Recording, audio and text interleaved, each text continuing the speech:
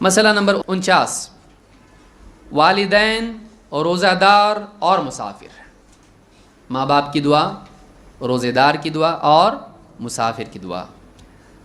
رسول اکرم صلی اللہ علیہ وسلم فرماتے ہیں ثلاث دعوات لا ترد، 3 دعائیں ہیں جو رد نہیں کی جاتی، دعوت الوالد و دعوت الصائم و دعوت المسافر، باپ کی دعا اور روزے دار کی دعا اور مسافر کی دعا۔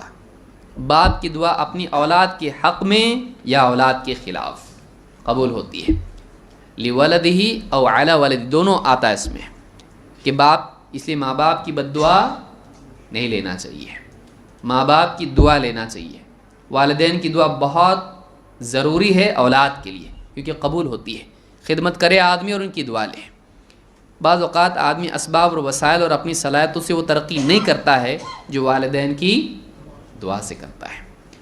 دعوت الوالد، باپ کی دعا، و دعوت الصائم، اور روزے دار کی دعا، روزے کی حالت میں۔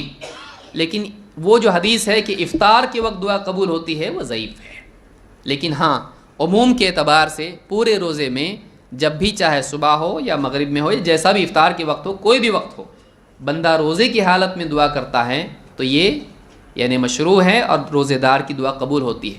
لیکن افطار کے وقت خاص کرنا کہ یہی وقت ہے دعا کی قبولیت کا، اس بارے میں کوئی صحیح ثابت روایت موجود نہیں ہے۔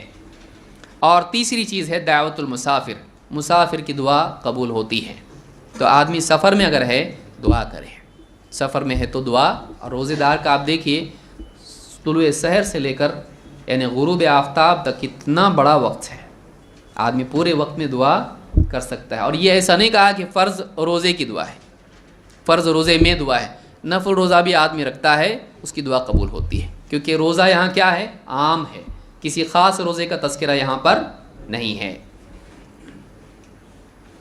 اس روایت کو ابو الحسن ابن مہرویہ نے اپنی ثلاثیات میں اس کو ذکر کیا ہے، اور یہ حدیث حسن درجے کی صحیح جامع صغیر میں موجود ہے۔